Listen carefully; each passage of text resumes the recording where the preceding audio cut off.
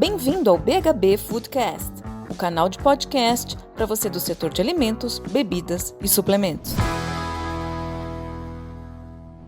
Olá pessoal, bem-vindo ao BHB Foodcast. Hoje o episódio está super especial. A gente fez uma cobertura do Food Tech Movement, um evento que acontecia de forma presencial, mas foi para o online. Ele foi realizado semana passada, segunda e terça-feira. Inclusive na nossa plataforma você confere um artigo, 2 textos que resumem em 5 minutos de leitura tudo que rolou por lá, 2 dias inteiros de programação intensa, de qualidade, com muito palestrante bom, de startups, de food techs, de empresas que aceleram esses processos, inclusive internacionais. Teve até a participação do Euromonitor trazendo alguns dados de mercado. Você lê tudo isso na nossa plataforma. Mas agora, nesse podcast, eu vou conversar com alguns dos palestrantes, das pessoas que contribuíram nesse evento, que foi 100% online. E olha só que legal, eles construíram uma plataforma onde você podia navegar, ia para a área de palestras, para a área do networking, encontrava inclusive as empresas ali parceiras para trocar uma ideia e conversar por meio da plataforma. Confere aqui o que rolou e muito mais na nossa plataforma. Bom, agora eu estou aqui, pessoal, com a idealizadora de tudo isso, a responsável pelo Food Tech Movement, a Carol Bajarunas. Bem-vinda, Carol. Me conta aqui, como surgiu a ideia do evento e o que é o Food Tech Movement? Bom, primeiro, obrigada, Carol, pelo convite, pela parceria de sempre. É sempre muito bom estar perto de vocês, da Equilibrium, do BHB e do Kiwi Lab. Bom, o Food Tech Movement, ele surgiu há 3 anos atrás, quando eu descobri, eu estava, na verdade, pensando em abrir a minha própria consultoria, e eu descobri esse movimento das startups que estavam muito grande aqui fora, no mundo, e eu falei, poxa, no Brasil ninguém está olhando para isso, e a gente tem muita oportunidade, de ser o líder dessa evolução na cadeia alimentar. E aí foi que surgiu o Food Tech Movement, desde os nossos, a gente fez 9 eventos, para reunir as grandes empresas, as startups, a academia, os investidores, todos esses stakeholders que estão transformando aí o nosso atual food system. E a ideia do evento surgiu porque, bom, a gente fez 9 eventos, nos 2 primeiros anos foram intensos, um atrás do outro, a maioria foi em São Paulo, mas a gente chegou a fazer no Sul também, Porto Alegre e Curitiba, aliás, Florianópolis e Curitiba, e aí eu falei, bom, quando começou a pandemia, a nossa ideia era ter um evento já em julho de novo, para fazer a nossa 9ª edição, mas eu fiquei pensando, como que a gente vai fazer, para sair dessa cilada? Agora, cada um na sua casa, a gente competindo com aquele mar de lives e webinars que pipocaram de um dia para o outro. E eu fiquei pensando, eu falei, acho que eu não vou fazer, eu não quero ser mais uma live, não quero fazer mais um webinar. Mas aí conversando, pensando, juntando todas as pessoas que eu conheço, essa parceria que a gente fez com essa empresa americana, a Voa Global, que tinha essa plataforma e esses serviços que chegavam mais próximos de uma experiência física, eu falei, vamos embora. E aí, em 40 dias, a gente montou o evento, fez os contatos, as parcerias, e foi. Eu acho que valeu muito a pena, porque a gente conseguiu manter essa nossa característica, de ter uma curadoria muito fina do que vai trazer para o público, conteúdos profundos. Então, assim, passou longe de ser mais uma live, onde a gente só escuta ali uma meia horinha de um conteúdo superficial e vai embora. Então, as pessoas puderam se conhecer, interagir, visitar os estandes das startups que estavam lá. Então, eu acho que a ideia era essa. E a gente pretende fazer mais. Não sei se a pandemia vai permitir com que a gente se veja fisicamente em breve, eu espero que sim, mas de qualquer maneira eu gostei dessa ideia de estar online, porque, você sabe, fazer evento no Brasil custa caro, a logística é super complicada, então fazendo dessa forma a gente consegue agregar mais pessoas, e isso também é muito bacana. Que legal, o conteúdo foi excelente, a gente fez toda a cobertura aqui. Nesse podcast o pessoal vai poder também acompanhar mais algumas entrevistas de participantes. E o que fica de próximos passos, Carol? O que vai acontecer agora com o Food Tech Movement? Você já está planejando uma próxima edição? Sim, a gente está planejando uma próxima edição para o primeiro semestre do ano que vem. Já estamos aqui reunindo os resultados e vendo o que a gente ouviu muito as pesquisas, A gente passou uma pesquisa para os participantes, então a gente tem diversos temas aí que a gente pode abordar na próxima, e com certeza ano que vem a gente está junto de novo. Tá certo. Obrigada, viu? Vamos acompanhar aqui o que os palestrantes também trouxeram, um pouquinho mais de conteúdo aqui para vocês. Pessoal, agora é a vez do Otávio Tomé. Ele é Head de Inovação do Grupo GPA e falou aqui na sua apresentação sobre todo o processo que o GPA está fazendo para trabalhar com inovação dentro de casa, fazendo essa inovação colaborativa que a gente sabe que hoje é o futuro, conectando com universidade, com startups. Tomé, tem algumas perguntas para te fazer. Otávio, melhor chamar de Otávio, né? A primeira delas é a seguinte: quando você sabe que uma food tech é sucesso, que funcionou, que a conta fechou? Porque eu imagino que dentro de uma empresa como o GPA, volume também é importante. O resultado financeiro, ele precisa vir. Para uma empresa, geralmente as food techs, elas trabalham com um nicho ou até um hiper nicho. Quando é que vocês falam, olham assim um cenário e dizem, olha, realmente, aqui funcionou, a gente pode manter esse produtor aqui dentro, vai crescer, existe uma métrica, quais são os KPIs?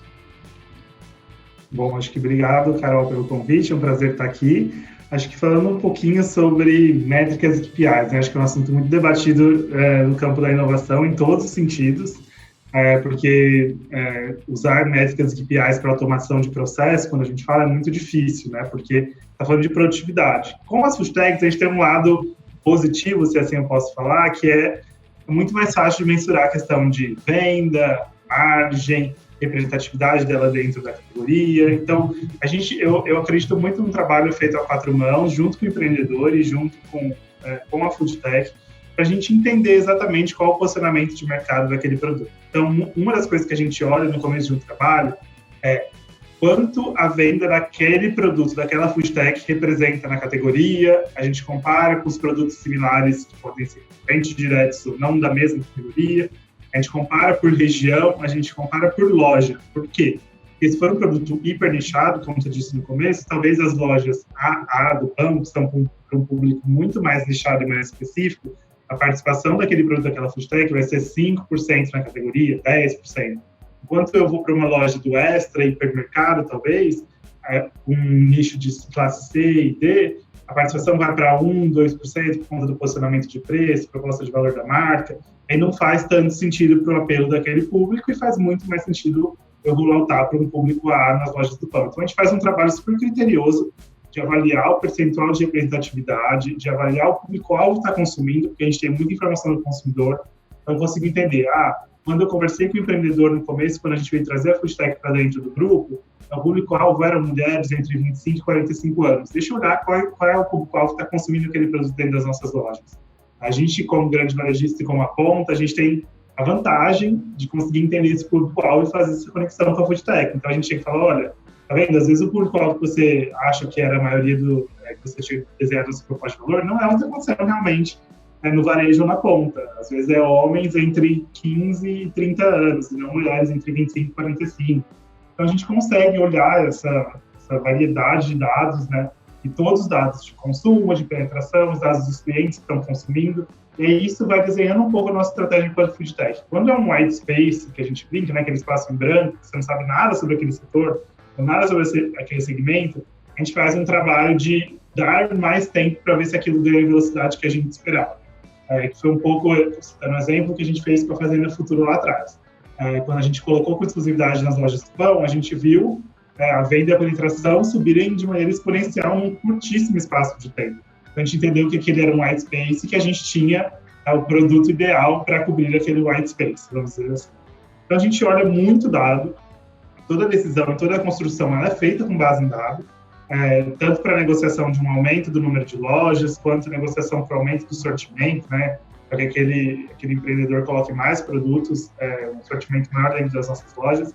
Então, acho que tudo começa com cruzar um pouco da expectativa que o empreendedor tinha de público-alvo e de como se posicionar com a realidade do que está acontecendo, né? E aí, disso, a gente sai desenvolvendo planos futuros, novos produtos, venda, representatividade na categoria e representatividade no pool de lojas, né, que a gente fala. Se a sua proposta de valor é um produto de um pouco mais de valor agregado, com preço final para o consumidor um pouco maior, eu entender que nas lojas de público-alvo mais com maior poder aquisitivo, aquele produto tem maior representatividade, bom, você pensou bem nessa proposta de valor no seu preço e você está atendendo a demanda que tinha. Então, acho que tem umas pistas, eu acho que aí varia muito do tipo de player varejista que o empreendedor está lidando, que alguns vão ter essa facilidade de ter o dado fácil, bruto na mão, como a gente tem, para conseguir desenhar essa estratégia a 4 mãos, outros nem tanto, mas acho que venda, margem, percentual de representatividade na categoria que aquele produto destina e o percentual de compra pelo público-alvo, que era ideal e proposta de valor inicial, são alguns indícios que podem ajudar bastante. E esses dados vocês fazem por meio do cartão Mais. É uma base de dados muito rica para esse fornecedor também, né? Para essa food tech que muitas vezes não tem essa informação de Big Data, e vocês ajudam até no desenvolvimento desse cara, não é? Os dados vêm pelos nossos programas de fidelidade, então Pão de Açúcar Mais e Clube Extra, e dentro do programa de fidelidade tem os cartões, que também tem dados de compra, mas toda vez que você vai no supermercado do Pão de Açúcar ou numa loja do Extra e fala, cliente de fidelidade, sim, você coloca o seu CPF, a partir daquele momento a gente tem informações sobre o seu comportamento de compra. E aí, com essas informações, a gente consegue ajudar o desenvolvimento daquele empreendedor, daquela food tech, para entender o comportamento de consumo. Então, a gente faz quase que um raio-x, não um raio-x, mas a gente faz uma foto de quem está consumindo aquele produto daquela food tech naquele mês, e como a gente começa a alavancar, indo para outras regiões, outras lojas do grupo, e por aí vai. Deixa eu te fazer outra pergunta agora relacionada ao processo de inovação, a gestão da inovação, que eu acho que é bem o teu papel dentro do GPA. Eu acredito que muitas das pessoas que estão ouvindo a gente, que trabalham em indústria de alimentos, falam, nossa, meu sonho seria trabalhar com uma estrutura de inovação como essa, onde você consegue aportar vários projetos. Qual que é o segredo, Otávio? Você acha que é ter uma área de inovação específica, ter gente olhando para isso? É você envolver a alta direção até a operação? É você trabalhar por projetos? Sabe, se você tivesse que... Eu acho que, claro, é uma receita aí com vários fatores, mas se você tivesse que eleger uma das boas práticas que vocês têm para inovação dar certo, qual seria? Pessoas. Eu acho que todo mundo, quando pensa em inovação, pensa em tecnologia. Tecnologia é o fim. Quem faz a inovação são as pessoas. E acho que foi como a área de inovação começou no GPA, em 2017, pensando em como disseminar esse mindset, como disseminar essa cultura de inovação dentro do grupo. Eu não acho que precisa ter uma área dedicada, eu acho que varia muito. Está dentro da nossa estratégia, está dentro do nosso DNA. Então, faz muito sentido ter pessoas olhando só para aquilo, porque aquilo faz parte do dia a dia dos decisores. Eu não preciso levar e falar o que é uma startup para o CEO, para o presidente ou para a diretoria executiva. Eles estão olhando startup e às vezes me mandando, você já conhece essa startup? Então, faz parte do dia a dia do negócio. Mas a minha dica, assim, acho que para quem está começando um processo de inovação na organização, envolvam o máximo de pessoas e tentem cada vez mais disseminar esse mindset e plantar a semente na cabeça das pessoas. Porque, uma vez que as pessoas estão compradas com essa ideia, que elas se engajaram no processo de inovação, o trabalho da área de inovação fica um trabalho de viabilização, que eu brinco, né? As áreas de negócios, os embaixadores me procuram com um desafio, eu simplesmente sou a ponta para viabilizar eles na condição de parte técnica, para solucionar aquele desafio de negócio deles. Mas sem as pessoas estarem engajadas, envolvidas no processo, e aí eu digo desde a operação até alto escalão da diretoria executiva das empresas, e aí tem várias ferramentas, né, para você democratizar. A gente tem uma rádio dentro do GPA que a gente tem pautas, às vezes semanais, sobre inovação, em que eu falo, o pessoal do meu time fala na rádio, que aí você consegue atingir público de loja, que é muito mais fácil de baixar um arquivo no WhatsApp ou via rádio. A gente tem newsletters diários, e aí tem várias maneiras de você começar a plantar essa sementinha da inovação dentro das pessoas, mas acho que a palavra inicial para quem está começando é pessoas. Acho que quanto mais pessoas você estiver engajado no processo, mais as pessoas vão te ajudar a disseminar essa cultura e levar a inovação para Muito legal. E aí você trabalha a tua área como se fosse um hub de facilitação, como você falou, né? A viabilidade da demanda que já existe porque você já culturou as pessoas a pensarem dessa forma. Show de bola! Para a gente encerrar aqui, dentro dos desafios que você mostrou na sua apresentação, que vocês têm aí dentro dos planos, com a Endeavor, vocês em especial têm duas iniciativas que me chamaram a atenção. Uma é voltada para alimentos e bebidas, que eu acredito que seja em busca de novos fornecedores, novas food techs que tenham uma proposta de valor diferenciada. E a outra que fala sobre a jornada do consumidor, que você chamou de Consumer Digital, né? É o processo de digitalização de compra. Aí eu vou te fazer uma pergunta. A gente sabe que, obviamente, depois da pandemia, esse número cresceu, né, de consumidores que fazem as compras online. Mas ainda assim, existe uma barreira bem grande. Eu vi que acho que os números de vocês aumentou quase 250% o número de compras online. Mas dentro da receita geral do grupo é uma fatia pequena ainda, perto do potencial que existe. O que vocês acham que são as principais barreiras e o que esse projeto vai focar para tentar melhorar ou desconstruir?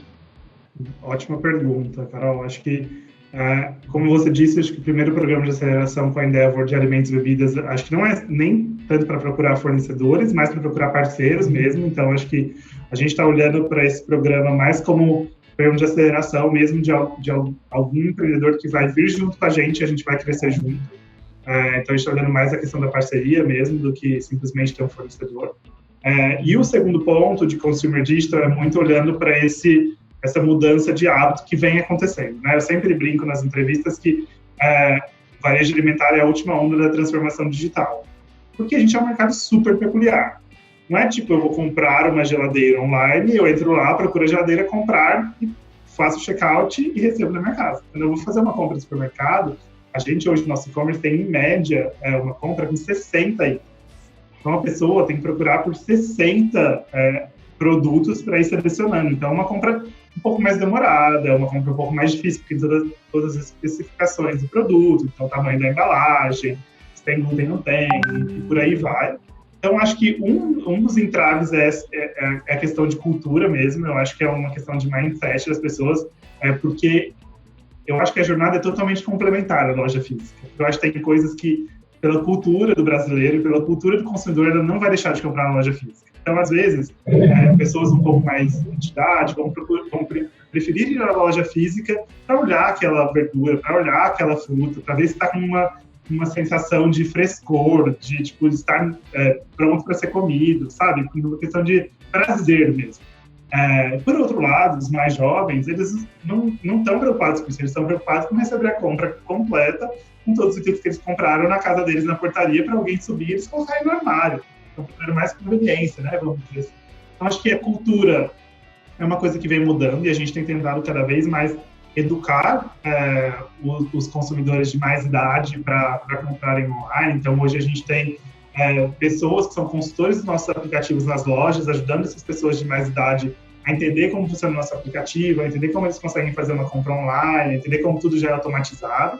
Então, acho que tem uma questão de cultura, e a gente, como maior player do varejo alimentar na América Latina, tem esse papel de educação, né, do cliente, querendo ou não. Acho que tem a questão também dessa compra ter um pouco mais de fricção pelo número de itens na cesta, como eu disse.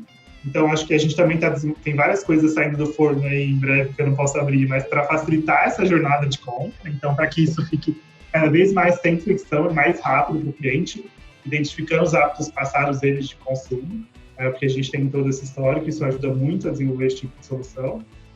E eu acho que é uma questão de tempo, Carol. Eu acho que, como todos os outros países passaram por essa disrupção no mercado, a gente viu China, Coreia, Estados Unidos, aqui eu acho que chegou. Se a gente olha o crescimento de James esse ano, é mais de 1000% por uma compra de conveniência. Então, as pessoas estão adquirindo esse hábito. E eu acho que é um hábito que não volta atrás.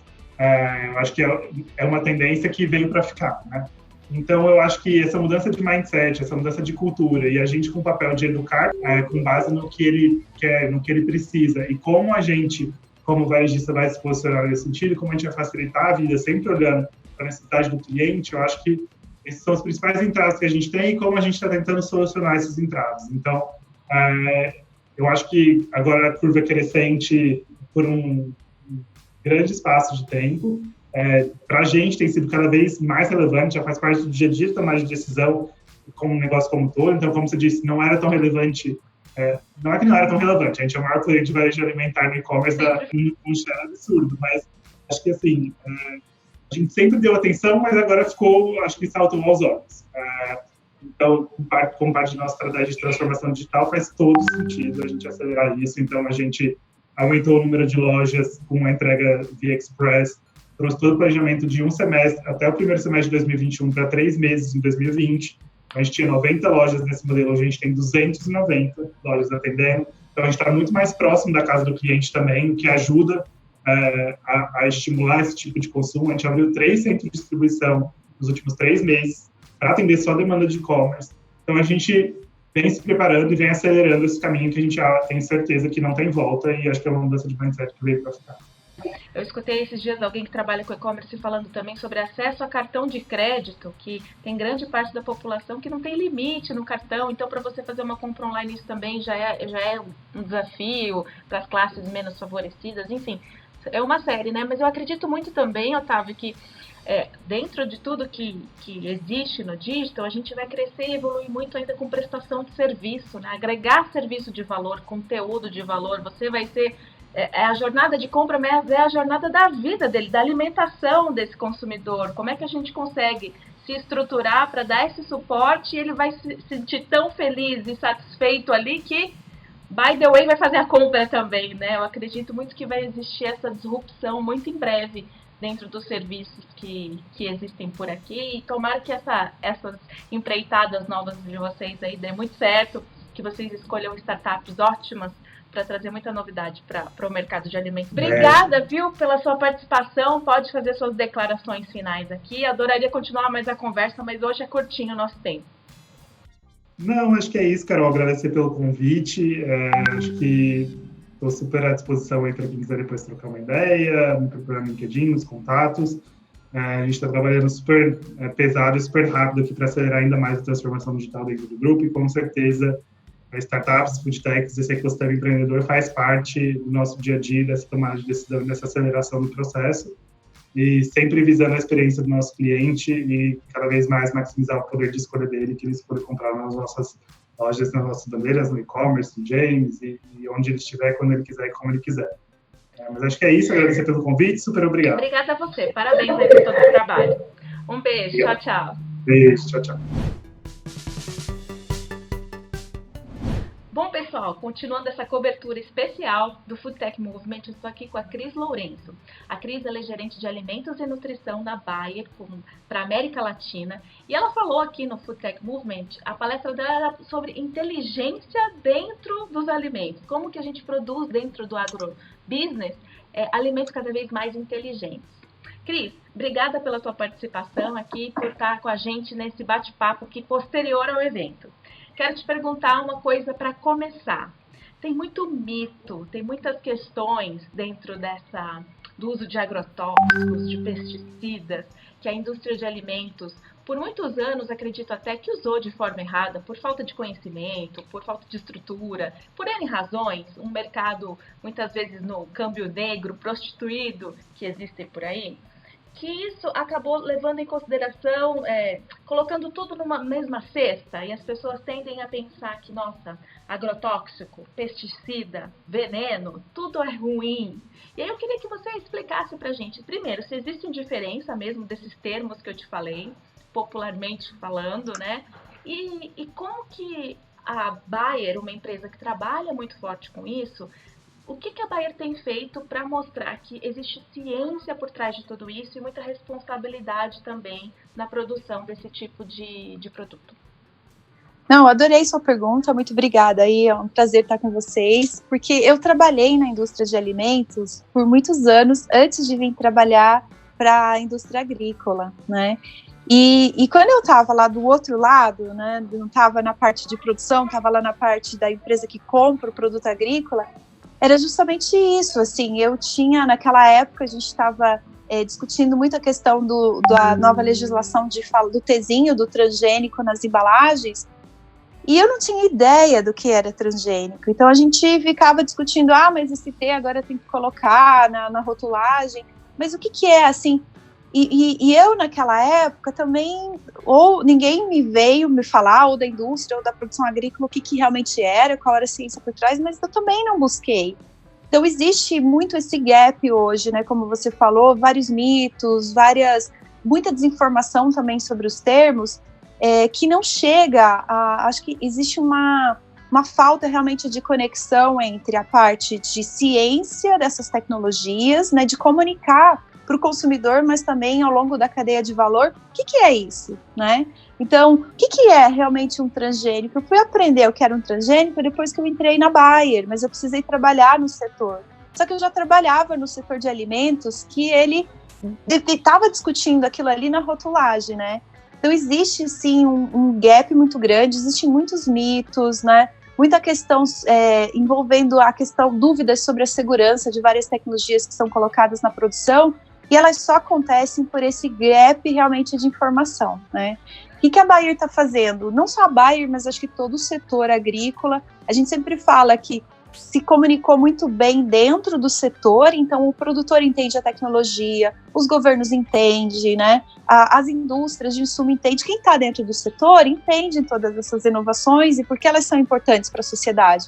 Mas a gente nunca conseguiu se comunicar para fora. Então a Bayer agora criou uma plataforma, que é a plataforma de transparência, que está promovendo vários programas, seja reuniões, seja podcast, seja webinar, seja um espaço na própria plataforma de transparência para discutir esses assuntos. Primeiro, disponibilizar a informação científica, porque a base de todas as tecnologias sempre tem muita ciência por trás, né? Muito pesquisa sobre segurança humana, ambiental e do meio ambiente. Disponibilizar esses estudos que estão todos disponíveis na plataforma, quando a gente fala de tecnologias Bayer, mas também, segundo, criar momentos de discussão. E a gente está trazendo esse movimento para o Brasil, já começou aí com alguns parceiros da cadeia de alimentos, promovendo workshops, sessões de perguntas e respostas, desmistificando um pouco o que tem, né? Qual a ciência por trás dessas tecnologias. E aí a gente está trazendo algumas discussões também, agora meio mais focadas em nutrição. Então, existe muito desconhecimento sobre todas as tecnologias e acho que precisa de um diálogo, e agora, sim, todo o setor percebeu que precisa simplificar também a resposta, né? Não dá para ir mostrando toda a pesquisa científica, você tem ela disponível, mas como você fala na linguagem do consumidor e da própria indústria de alimentos para que ela consiga entender sem os termos técnicos, né? Mas trazer essa transparência e mostrar a segurança dessas tecnologias. E veja só você, né? Como você falou no seu próprio testemunho, você trabalhando dentro de uma indústria de alimentos, ainda tinha muito desconhecimento. Então a gente pode levar isso em consideração. Provavelmente a nossa audiência, que os nossos ouvintes também têm essas dúvidas. E a gente trabalha com processamento, parece que é da porta da fábrica para cá, né? Da porta da fábrica para lá. O que a gente pode fazer para conhecer mais? Você deu esse exercício do portal da transparência, que eu acho que é bem válido, uma iniciativa incrível de vocês. Agora, eu no dia a dia, como uma pessoa que trabalha no P&D de uma indústria de alimentos ou no marketing da indústria de alimentos, o que você sugeriria para retroalimentar essa cadeia? O que eu poderia fazer? Assim, olha, as necessidades que eu estou enxergando no meu consumidor na ponta são essas. Isso vai chegar no agronegócio? Ainda tem um intermediário que é a indústria de ingredientes aí no meio. Como é que a gente constrói essa cadeia de valor, essa conexão, para que a gente atenda cada vez mais com o consumidor no centro das decisões? Ainda assim, claro, consumidor e planeta, né? As duas coisas têm que estar muito bem atendidas hoje em dia. Eu acho que tem dois passos essenciais, assim, conectando a primeira pergunta e essa sua, e ela é essencial. Não adianta só a parte de produção levar informação para quem está na indústria de alimentos, mas aí a indústria de alimentos não repassar um pouco das tendências para o produtor, para o seu fornecedor e voltar um pouco disso. Acho que tem esses dois caminhos. Acho que o primeiro, assim, na parte de informação, se eu estivesse hoje na minha cadeira de indústria de alimentos, né? Primeiro, buscar informações. Então, buscar informações em sites confiáveis. Então, buscar a informação dos governos, buscar informações das agências regulatórias, dos institutos de pesquisa, informações realmente que são confiáveis sobre essas tecnologias, né? Porque hoje, não só na parte de produção de alimentos, mas acho que a maior crise da sociedade hoje é fake news, né? Há muita coisa rodando. Então, uma coisa sem comprovação, sem base científica, ela se torna uma verdade depois de vários compartilhamentos. Então, eu, como uma indústria de alimentos, eu tenho uma responsabilidade de comunicar uma informação verídica. Então, a primeira coisa é criar um mindset buscando primeiro as informações. Se eu recebo uma coisa sobre uma tecnologia, eu busquei confirmar isso com quem entende, com quem são os cientistas ou os pesquisadores, ou a Embrapa hoje no Brasil, que é um órgão super confiável, né, de pesquisa em termos de produção, e que toda baseada em pesquisa, em tudo que ela publica. Então, eu busquei confirmar com especialistas essa informação, eu fui olhar o contraponto, hoje a gente, como consumidor e como realmente trabalhando em empresa, você acaba tendo que fazer um papel jornalístico, de buscar várias fontes para você conseguir ver se aquela informação que você está recebendo e você vai publicar, ela é verídica. E eu acho que, então, a primeira coisa é como aumentar. Tem várias ferramentas, tem isso que a gente está criando, a Bayer, mas tem vários dos governos, é buscar os sites confiáveis. Tem os sites internacionais do Codex, que fala de segurança de alimentos, que é uma organização dentro das Nações Unidas. Então, tem caminhos, é buscar sites específicos para eu ter informação, porque a indústria de alimentos tem uma responsabilidade muito grande de comunicação para o consumidor. E ela tem um papel e uma fortaleza grande nessa comunicação, principalmente com as campanhas de marketing. E aí tem esse outro papel, então, de, e os insights, eu estou fazendo pesquisa com o marketing, com o meu consumidor, como eu faço para retroalimentar? O meu consumidor está vindo para essa tendência, seja o plant-based, né? Como que eu alimento o consumidor, o meu fornecedor ali de ingredientes, para garantir que eu vou ter um supply chain no futuro?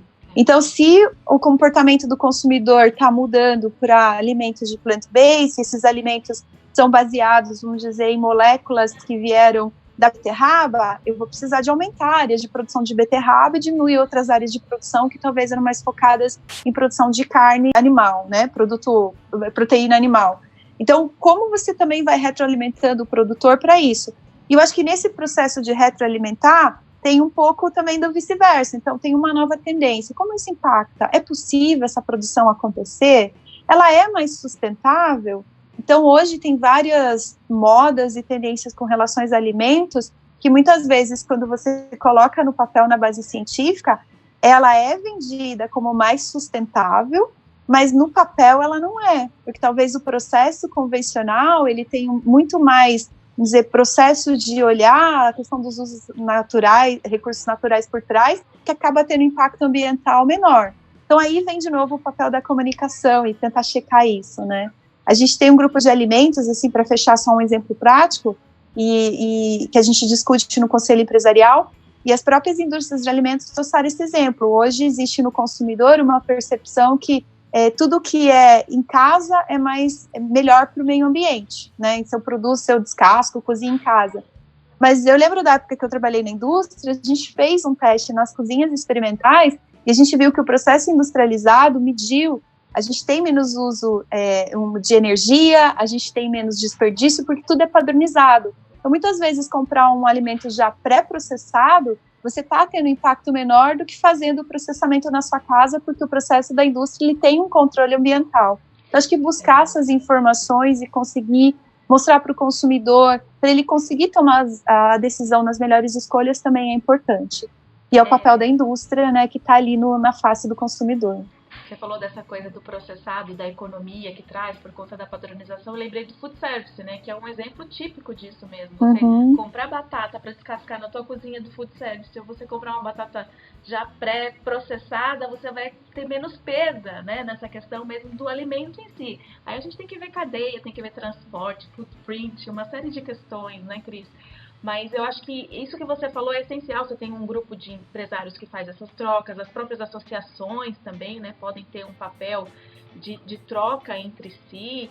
Eu acho que é algo que a gente precisa aculturar mais dentro das companhias, né? Você usou o exemplo da beterraba. Eu fiquei pensando, é isso que a minha pergunta era justamente essa.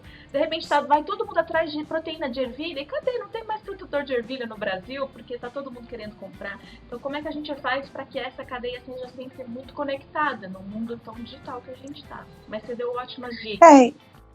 E eu acho que é isso essencial, assim, só para fechar esse termo, a gente por muitos anos esqueceu o produtor em todo o processo de alimentos, né? Ele virou mero fornecedor e ele não foi envolvido nos processos. Então, uma coisa que a gente tem uma pessoa no nosso time global que só trabalha com associações de produtores e a bandeira dela é o tempo todo nas reuniões. Inclui o produtor na discussão, inclui o produtor na discussão.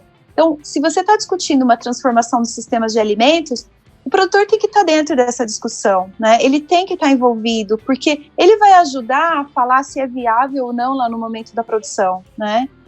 Então, trazer o produtor para as discussões, aproximação da indústria, conhecer os seus produtores, visitar essas fazendas, criar oportunidades para os consumidores conhecerem. A gente tem exemplos de marcas que fazem isso nas suas campanhas publicitárias, né? Várias de café e utilizando isso como ferramenta. É muito legal, porque você cria uma conexão com a produção agrícola que é linda, é maravilhosa, é uma das coisas mais legais que eu tenho nesse meu trabalho, é visitar produtores, ir para a fazenda, e ao mesmo tempo você começa a desmistificar essas questões e trazer o produtor para ele compartilhar o dia a dia dele. Então, por que para ele é importante uma semente com melhoramento genético? Por que isso é importante para o consumidor, né? Qual a segurança por trás? Por que ele precisa hoje utilizar um produto de produção de cultivo na fazenda? Ele faz porque ele quer? Não, ele tem uma necessidade. Por quê? Como isso impacta no consumidor? Então, acho que essas discussões, quando você traz a conexão do consumidor, elas se tornam, do produtor, elas se tornam mais leves e elas conectam, porque no fundo, tudo é pessoas, né? Alimento é pessoas, é a pessoa do lado, é na mesa, é ter a experiência de convidar seus amigos para comer, a família. Então, quando você cria essa conexão ao longo da cadeia de valor, é muito legal. E a gente vê aí várias indústrias fazendo isso e se diferenciando muito nas suas questões de campanhas de marketing por ter conseguido trazer esse elemento humano de volta para a discussão e para a mesa, né? É verdade. E você falou uma coisa na tua palestra que me surpreendeu, que o produtor brasileiro ele é até mais digitalizado do que o americano. Você trouxe um dado, eu acabei não tomando nota aqui, mas eu acho que 36% dos produtores brasileiros já tem um processo de digitalização nas suas fazendas. É isso mesmo, Cris? Então, é uma pesquisa da McKinsey, saiu agora em maio, e ela é bem legal porque ela vem para trazer números, né, para coisas que a gente imaginava. Então, 53% dos produtores brasileiros, eles já utilizam ou eles consideram utilizar ferramentas digitais nos seus processos de decisão na produção, e 36% dos produtores brasileiros já fazem compras online ou comercialização dos seus produtos através de plataformas digitais, contra 25% dos americanos, 25, 24, agora eu não lembro exatamente ali o número. Mas é muito legal, porque a gente começa a ver, isso é uma outra coisa da gente brasileiro, que a gente é um país digitalizado, é um país que usa tecnologia, a gente não está atrás das principais potências mundiais. Na verdade, na agricultura, a gente é uma potência mundial. E acho que isso é uma coisa que o brasileiro pouco se orgulha. Pelo contrário, a gente começa a olhar só os problemas e não se orgulha do que a gente já tem, assim, sabe? A gente tem problemas para resolver, como todo setor, a gente precisa resolver, tem um trabalho muito grande das empresas, dos governos para endereçar esses problemas, mas a gente também tem coisas para se orgulhar, né? E eu acho que a pesquisa trouxe esses números para mostrar que o produtor brasileiro é um produtor digital, um produtor inovador, e ele está afim de conversar com o consumidor também, porque ele está conectado, ele está buscando essa conexão. Muito legal, super obrigada. Poderia falar horas aqui com você, mas a gente tem que encerrar.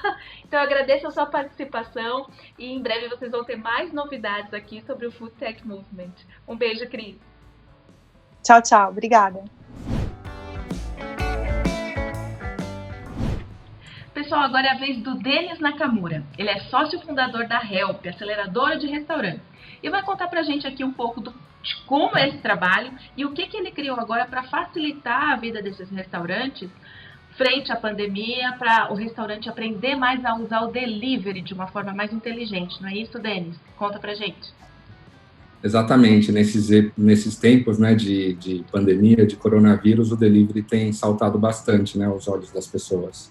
E realmente o intuito da Help, desde o começo, foi não só ser um canal unilateral, né? A Help não sabe de tudo, mas a vantagem da Help é que ela conhece as pessoas que sabem de tudo.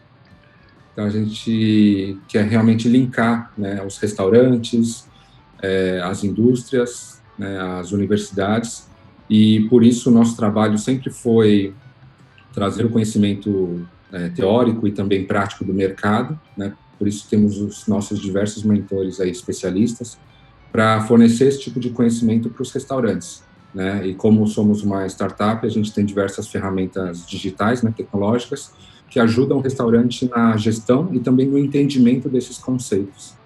Então, no início, a Help começou assim, né? Já fazem uns 2, 3 anos aí, quase.